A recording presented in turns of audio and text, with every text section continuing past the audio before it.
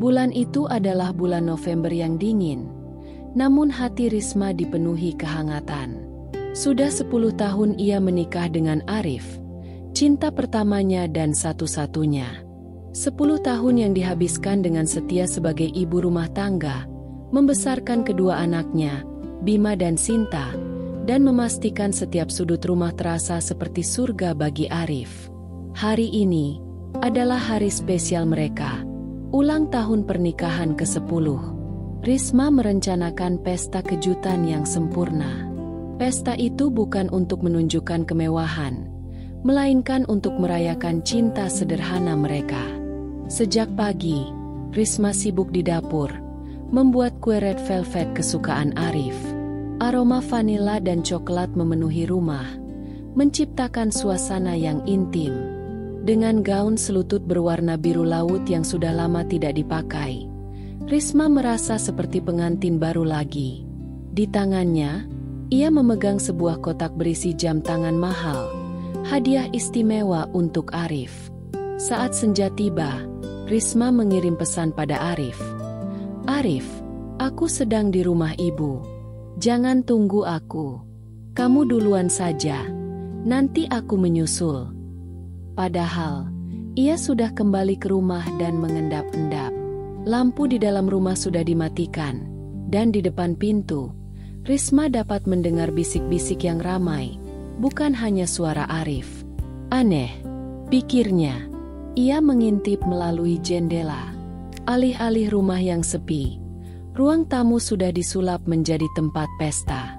Puluhan orang bersulang, tawa riuh memenuhi ruangan, dan di tengah keramaian itu, Arif terlihat menonjol. Ia tidak sendirian. Di sisinya, berdiri seorang wanita cantik bergaun merah menyala, Selena. Wanita itu adalah sekretaris Arif. Risma pernah bertemu dengannya, namun tidak pernah mengira ia sedekat ini dengan suaminya. Jantung Risma berdetak kencang, diselimuti firasat buruk yang menggerogoti. Namun, ia mencoba mengabaikannya, membujuk dirinya sendiri bahwa ini mungkin pesta kejutan ulang tahun yang disiapkan Arif untuknya, walaupun ia sendiri yang merencanakan kejutan. Risma tersenyum, merapikan gaunnya, dan membuka pintu. "Selamat ulang tahun pernikahan, sayang." Semua mata tertuju padanya. Sapaan Risma hanya disambut keheningan.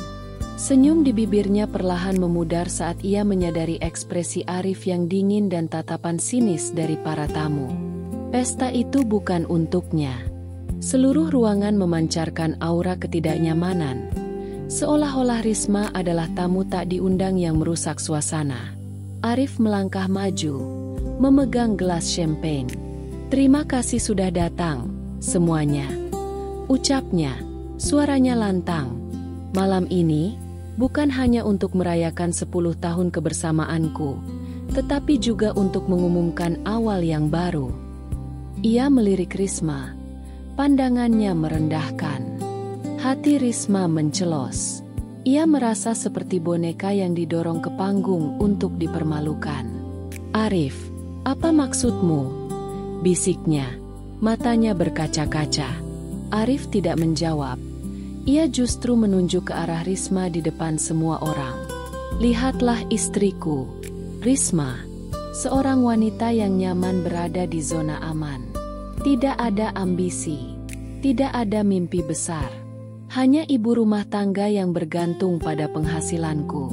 Aku sudah lelah hidup dengan seseorang yang tidak sepadan denganku. Maka dari itu..." Lalu, Arif memeluk Selena dan melanjutkan, "Mulai hari ini, aku dan Risma akan bercerai. Dan aku akan memulai hidup yang baru dengan Selena."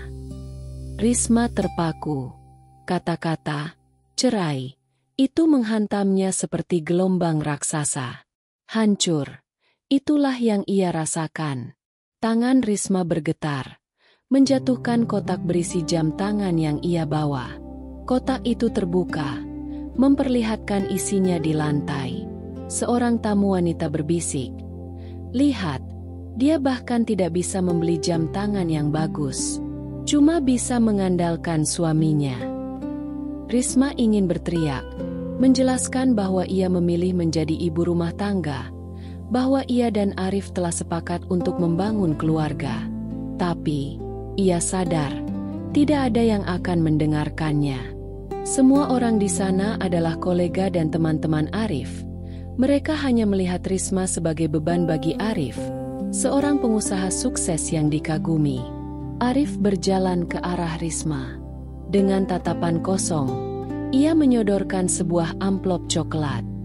Ini surat cerai kita. Semua sudah diurus pengacaraku. Kau bisa membacanya di rumah. Lalu segera tanda tangani. Dalam 24 jam, kau harus keluar dari rumah ini. Risma menahan air mata yang akan jatuh. Ia mengambil surat itu. Tangannya bergetar. Baik, jawabnya pelan. Aku akan menandatanganinya. Tapi, ada satu syarat. Arif dan Selena tertawa.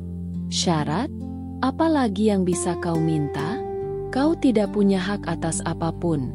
Cibir Selena. Aku punya hak untuk minta satu hal. Jawab Risma tegas, menatap mata Arif. Aku ingin kau menandatangani surat kontrak yang akan aku berikan besok. Jika kau menyetujui, aku akan pergi tanpa menuntut sepeser pun darimu. Arif dan para tamu saling pandang, menganggapnya aneh dan menggelikan.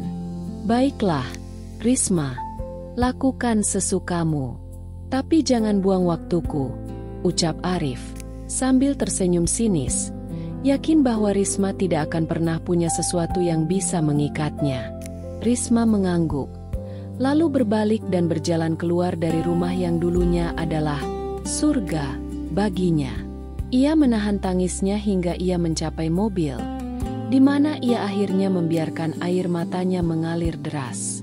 Ia tidak pulang. Malam itu, ia menginap di sebuah hotel. Di tengah kegelapan dan kehancuran, Risma membaca surat cerai itu dengan teliti, dan ia melihat sebuah celah.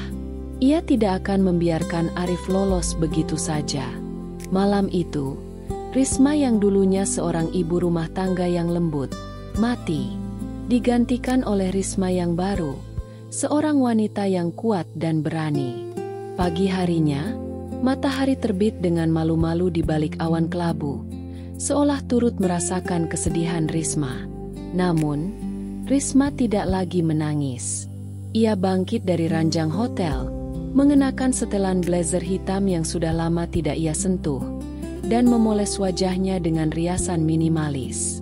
Tatapan Risma di cermin tidak lagi memancarkan kesedihan, melainkan tekad yang membara.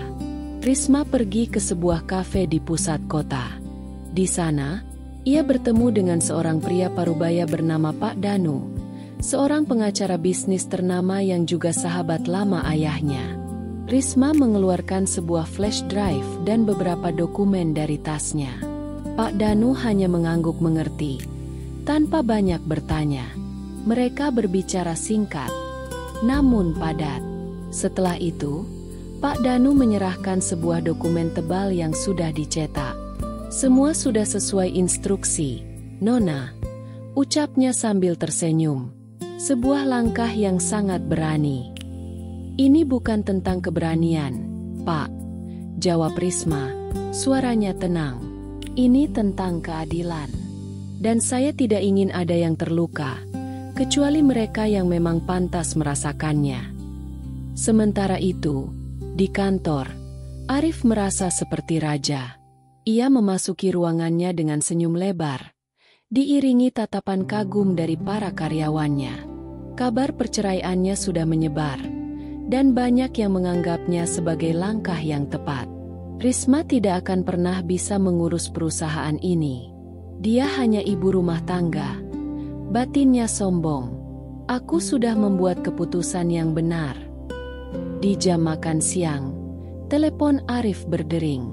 Sebuah pesan dari Risma. Aku akan datang ke kantormu jam 2 siang. Bawakan surat cerai yang sudah kau siapkan, dan aku akan membawakan kontrak yang kumaksud. Arif tertawa membaca pesan itu. Lihat, Selena, katanya pada sekretarisnya. Wanita itu tidak menyerah. Mungkin dia berharap aku akan memberinya tunjangan. Tepat pukul 2 siang, Risma datang ke kantor Arif. Ia disambut tatapan sinis dari resepsionis dan beberapa karyawan yang kebetulan lewat. "Nyonya, Tuan Arif sedang rapat penting. Beliau tidak bisa diganggu," kata resepsionis itu, sengaja meninggikan suaranya agar terdengar oleh yang lain. "Aku sudah ada janji dengannya," jawab Risma. Suaranya dingin, membuat resepsionis itu terdiam. Risma langsung menuju ruang rapat, mengetuk pintu, dan masuk tanpa menunggu persetujuan. Di dalam, Arif sedang mempresentasikan proyek barunya kepada para direktur dan petinggi perusahaan.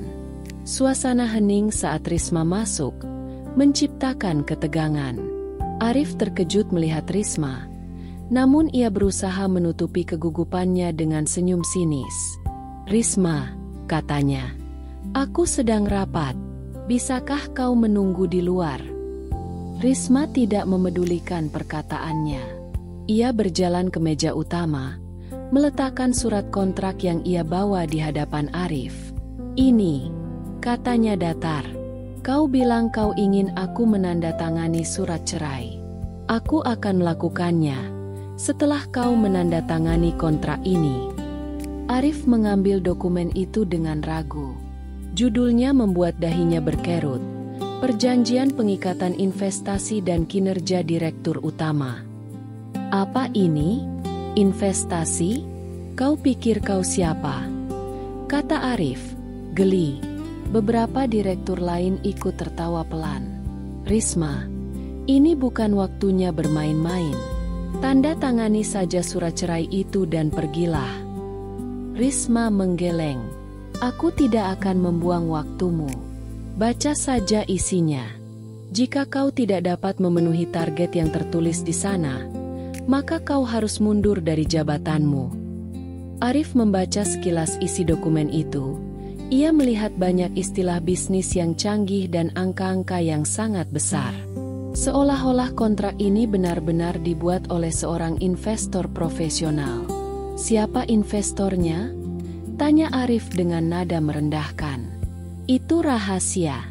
Tapi aku jamin, mereka akan segera mengambil alih perusahaan ini jika kinerjamu tidak sesuai dengan harapan mereka," jawab Risma. Ia lalu meletakkan pena di atas dokumen. "Silakan, tanda tangani. Jika kau setuju dengan isi surat cerai itu, maka ini adalah persyaratan terakhirku." Arif menatap Risma. Di satu sisi ia merasa jijik dan ingin segera mengusir wanita itu. Tapi di sisi lain, ia melihat sebuah kesempatan. Ia tahu perusahaan ini sedang goyah, dan jika ada investor baru yang masuk, itu bisa menjadi penyelamat. Ia pikir Risma hanya mengada-ada, menciptakan sandiwara agar ia bisa kembali. Tanpa berpikir panjang, ia menandatangani kontrak itu, lalu menyodorkannya kembali pada Risma. "Baiklah, Risma, kau menang. Sekarang, tanda tangani surat cerai ini." Risma mengambil pena dari tangan Arif. Tangannya tidak bergetar sama sekali. Dengan mata yang menatap tajam ke arah suaminya, ia menandatangani surat cerai itu. "Selamat tinggal, Arif," bisiknya. "Aku harap kau menikmati hidup barumu. Karena setelah ini, hidupmu tidak akan pernah sama." Risma berbalik dan berjalan keluar dari ruangan itu dengan langkah tegap, meninggalkan kebingungan dan keheningan di belakangnya. Arif hanya memandang punggung Risma, tidak menyadari bahwa ia baru saja menandatangani kontrak yang akan menghancurkan hidupnya. 1 minggu berlalu sejak Risma dan Arif menandatangani surat cerai. Kehidupan Arif berubah drastis. Ia merasa di atas angin. Posisi Risma sebagai istri sudah digantikan oleh Selena. Pesta-pesta, makan malam mewah, dan pujian dari rekan-rekan bisnis menjadi santapannya sehari-hari. Ia merasa lebih bebas dan berkuasa. Sementara itu, Risma, sang mantan istri, menghilang tanpa jejak. Hari itu, Arif sedang berada di ruang rapat bersama para petinggi perusahaan, membahas presentasi penting. Suasana di ruangan itu tegang. Target penjualan perusahaan anjlok dalam beberapa bulan terakhir, dan Dewan Direksi mendesak Arif untuk segera menemukan solusi. Arif, yang biasanya percaya diri, kini merasa tertekan. Di tengah-tengah rapat yang penuh dengan data merah, pintu ruang rapat terbuka. Bukan seorang staf yang masuk, melainkan Risma. Semua mata, termasuk mata Arif, terbelalak kaget. Risma tidak lagi mengenakan pakaian sederhana yang biasa ia pakai. Ia mengenakan blazer elegan berwarna merah marun dan rok pensil. Rambutnya yang biasanya terurai kini diikat rapi, menampakkan lehernya yang jenjang. Penampilannya memancarkan aura profesionalisme dan kekuatan. "Maaf mengganggu rapat Anda," kata Risma. Suaranya tenang dan jelas. "Saya hanya ingin memberikan informasi yang sangat penting." Arif langsung berdiri. "Risma, apa yang kau lakukan di sini? Kau sudah bukan bagian dari perusahaan ini lagi." Risma tidak memedulikan Arif. Ia mengeluarkan tabletnya dan mulai memproyeksikan sebuah grafik di layar. Grafik itu menunjukkan performa perusahaan Arif yang terus menurun. Para direktur saling berbisik, sementara Arif mendengus. "Aku sudah tahu semua ini. Apa lagi yang bisa kau berikan?" "Saya di sini bukan untuk memberikan informasi, tapi untuk memenuhi janji saya," jawab Risma, matanya menatap tajam ke arah Arif. "Saya sudah membuatkan kontrak untuk Anda, dan sekarang saya akan memperkenalkan investor baru yang akan mengambil alih perusahaan ini." Suara Risma yang tenang namun penuh wibawa membuat para direktur mulai memperhatikan. Arif tertawa sinis. "Kau pikir kau siapa? Kau tidak bisa melakukan itu. Aku direktur utama di sini." "Benar, Anda direktur utama," kata Risma sambil berjalan menuju proyektor, menyentuh layarnya. "Dan Anda baru saja menandatangani kontrak yang mengikat Anda dengan investor baru." Seluruh ruangan hening. Para direktur menatap Risma dengan bingung, sementara Arif berusaha menenangkan dirinya. Ia masih yakin bahwa Risma sedang berhalusinasi. Risma melirik ke pintu ruang rapat, memberi isyarat kepada seseorang di luar. Pintu itu terbuka, dan masuklah seorang pria dengan setelan jas mahal. Pria itu adalah Pak Danu, pengacara bisnis ternama yang juga rekan bisnisnya selama ini. "Perkenalkan," ujar Risma. "Ini Pak Danu, salah satu perwakilan dari pihak investor baru." Para direktur terkejut. Mereka mengenal Pak Danu sebagai pengacara yang sangat selektif dan hanya menangani kasus-kasus besar. Kehadirannya di sana membuktikan bahwa ucapan Risma tidak main-main. "Bapak-bapak sekalian," kata Pak Danu dengan suara berwibawa, "saya di sini untuk mengumumkan bahwa perusahaan Anda akan segera mengalami restrukturisasi besar-besaran. Pihak investor kami telah membeli sebagian besar saham perusahaan dan akan mengambil alih kendali sepenuhnya." Arif bangkit dari kursinya. Wajahnya memucat. "Tidak mungkin. Kau bohong. Siapa investornya? Siapa yang berani membeli saham di saat seperti ini?" Pak Danu tersenyum. "Investor kami adalah seseorang yang sangat visioner dan telah bekerja di belakang layar selama bertahun-tahun. Ia ingin perusahaan ini kembali ke jalur yang benar. Dan ia memilih untuk tidak memperkenalkan dirinya secara langsung, melainkan melalui saya." Risma melangkah maju. Kini ia berdiri di tengah ruangan.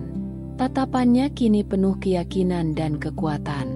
"Saya yakin Anda semua sudah mendengar desas-desus mengenai pemilik baru yang misterius.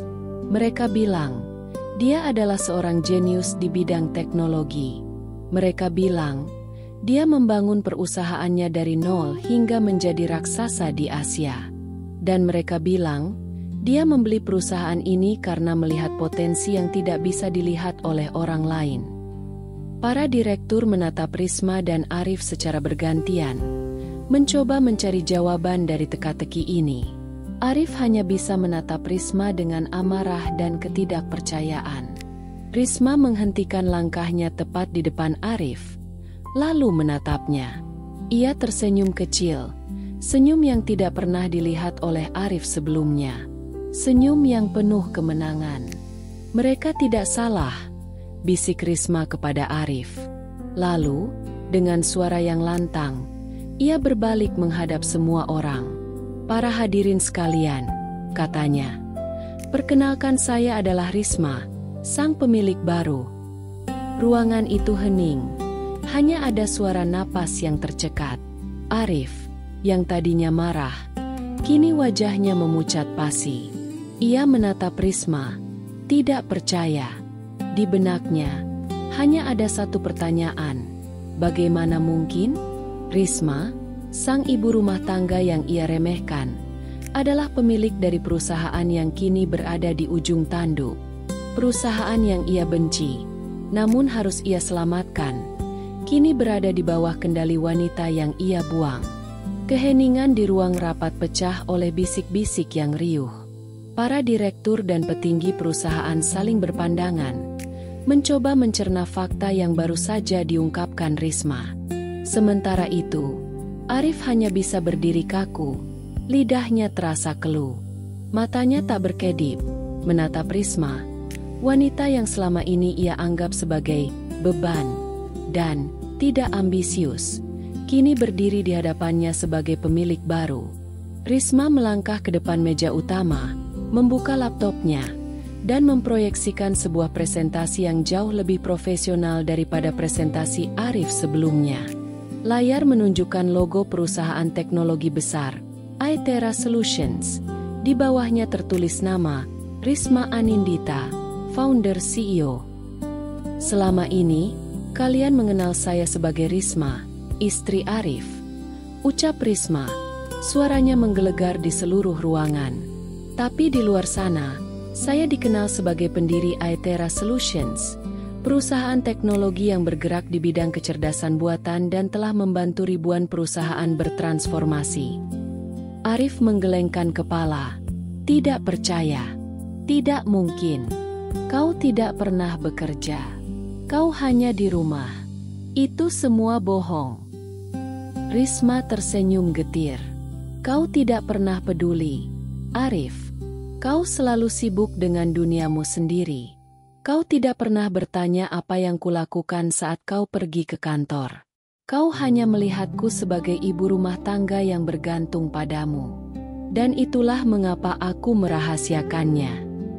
Risma lalu memaparkan sejarah Aetera Solutions, mulai dari proyek kecil-kecilan di garasi rumah, hingga menjadi salah satu perusahaan teknologi terbesar di Asia dengan valuasi triliunan rupiah. Ia menjelaskan bahwa dirinya membeli sebagian besar saham perusahaan Arif secara diam-diam, karena ia tahu perusahaan itu sedang berada di ambang kebangkrutan. Ia ingin menyelamatkannya, bukan demi Arif, tapi demi ratusan karyawan yang bekerja di dalamnya.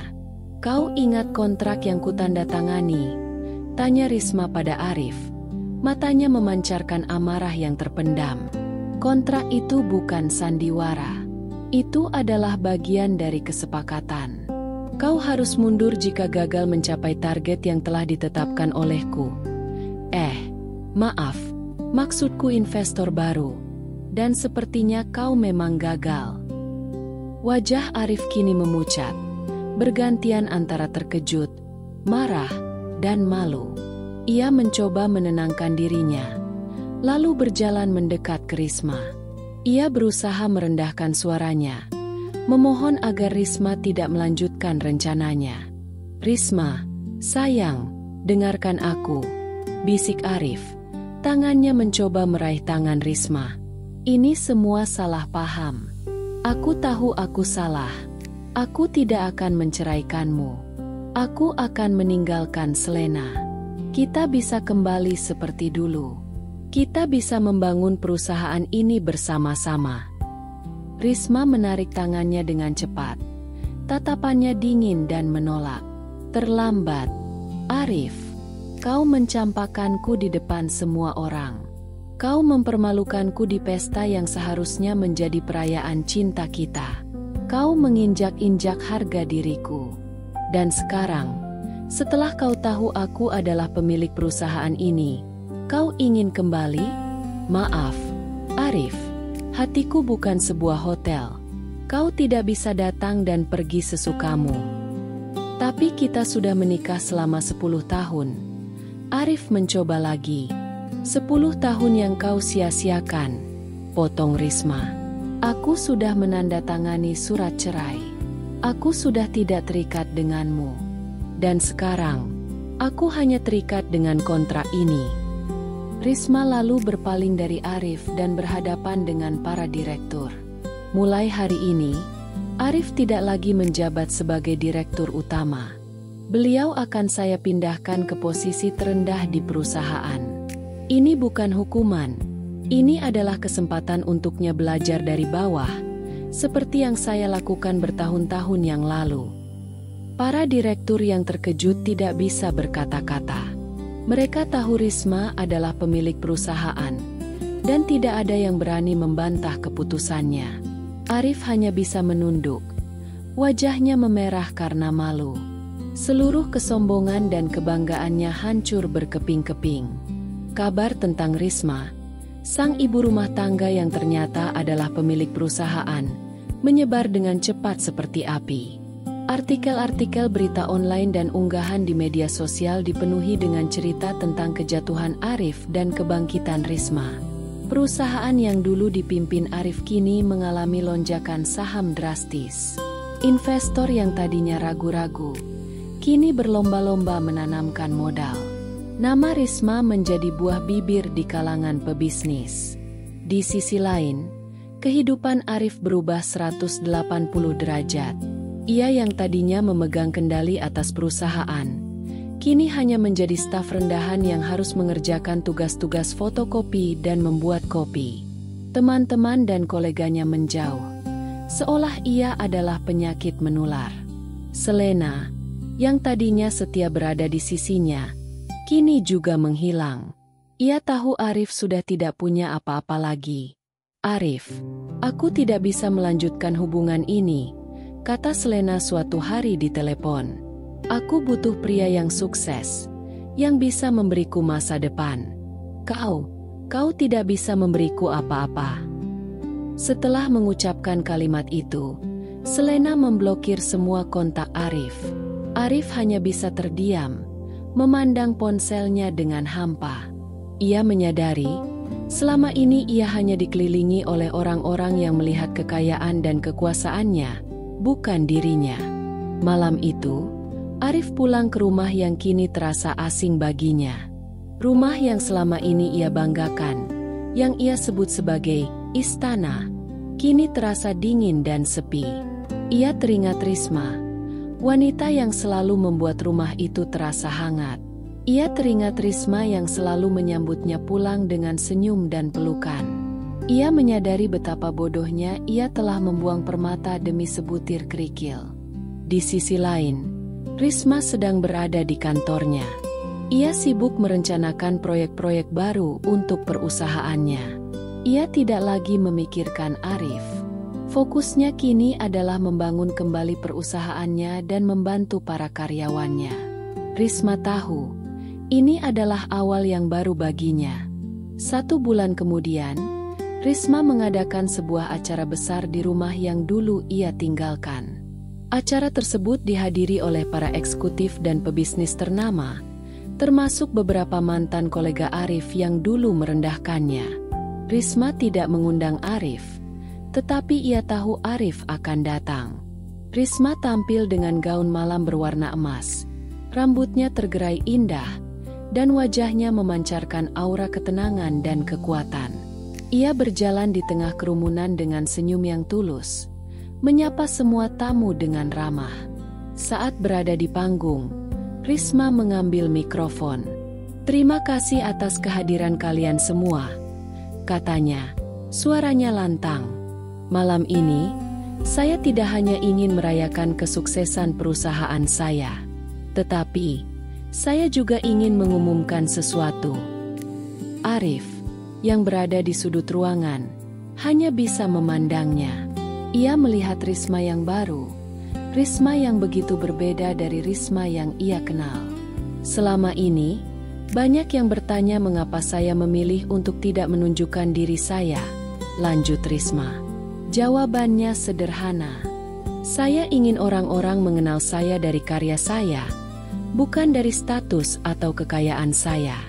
Saya ingin menunjukkan bahwa seorang wanita, meskipun hanya seorang ibu rumah tangga, memiliki kekuatan dan potensi yang tak terbatas. Risma lalu mengumumkan bahwa ia telah menyumbangkan sebagian besar kekayaannya untuk sebuah yayasan yang ia dirikan, Yayasan Risma. Yayasan ini ditujukan untuk membantu para perempuan yang mengalami diskriminasi dan kekerasan dalam rumah tangga. Saya mendirikan yayasan ini, kata Risma, suaranya bergetar, untuk membantu para wanita menemukan kekuatan mereka, untuk membantu mereka menyadari bahwa mereka tidak sendirian, dan bahwa mereka memiliki hak untuk bahagia. Arif yang mendengar ucapan Risma hanya bisa menunduk. Ia menyadari, Risma telah benar-benar melangkah maju dan meninggalkannya. Ia tidak bisa lagi kembali ke masa lalu. Di tengah keramaian, Risma melihat Arif. Mantan suaminya itu berdiri di sudut ruangan, mengenakan kemeja yang sedikit lusuh, jauh dari penampilan glamornya dulu. Wajah Arif tampak lelah, matanya memancarkan penyesalan yang mendalam. Mereka saling bertatapan, hanya sesaat, namun di dalamnya terkandung seluruh kisah pilu yang telah mereka lalui. Arif melihat Risma yang baru, seorang wanita yang tidak hanya sukses secara materi, tetapi juga kaya hati. Ia melihat bagaimana Risma berbicara di atas panggung tentang membantu orang lain, tentang kekuatan yang bisa ditemukan setelah kehancuran. Arif akhirnya mengerti bahwa kekayaan sejati Risma bukanlah uang, melainkan kemandirian, harga diri, dan ketulusan hatinya. Harta yang ia kejar mati-matian, kini tak lagi berarti di matanya. Risma turun dari panggung dan berjalan ke arah Arif. Langkahnya mantap, tanpa ragu. Hati Arif berdebar. Ia berharap Risma akan memaafkannya, memberinya kesempatan kedua. Namun, Risma hanya berhenti di hadapannya. "Selamat malam, Arif," sapa Risma dengan suara yang tenang. Arif menunduk, tak berani menatap mata Risma. "Maafkan aku, Risma. Aku menyesal." Risma tersenyum tipis. "Penyesalanmu tidak akan mengubah apapun, Arif. Kau membuat pilihanmu, dan aku membuat pilihanku. Sekarang, aku bahagia dengan hidup baruku." Risma tidak membalas dendam dengan kata-kata kasar. Ia tidak perlu. Kehadirannya yang penuh wibawa dan kesuksesannya yang nyata sudah menjadi pukulan telak bagi Arif. Risma telah memaafkan, bukan untuk Arif, melainkan untuk dirinya sendiri, agar ia bisa melangkah maju tanpa beban masa lalu. "Semoga kau juga menemukan kebahagiaanmu, Arif," ucap Risma tulus.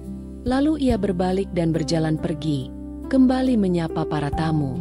Arif hanya bisa terdiam, memandang punggung Risma yang menjauh. Ia menyadari, Risma adalah cahaya di kehidupannya, dan ia telah memadamkannya dengan tangannya sendiri. Kini, Risma telah menemukan cahaya baru, yang jauh lebih terang, sementara Arif ditinggalkan dalam kegelapan yang ia ciptakan sendiri.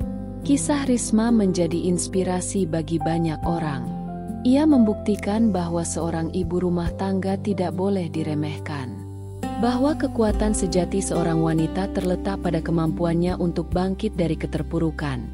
Dan bahwa akhir dari sebuah hubungan bisa menjadi awal dari kehidupan yang lebih baik.